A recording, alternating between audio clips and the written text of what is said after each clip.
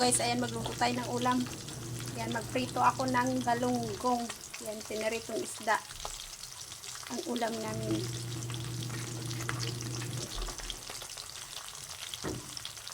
Tapos ito, ayan, nag-ihaw ako ng eggplant. Inihawng eggplant. Yan. Ito yung ulam namin ngayon, guys. Ayan tayo isda. Pepretohin ko pa.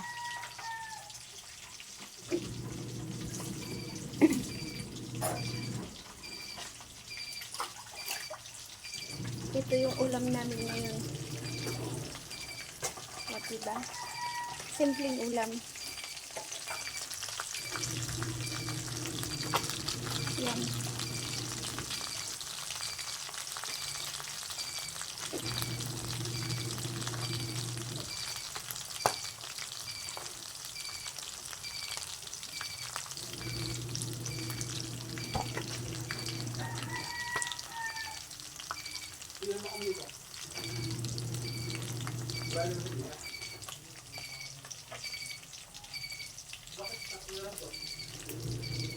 Masarap to, guys.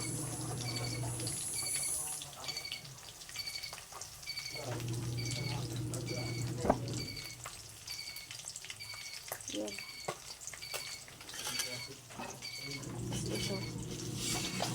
Fish.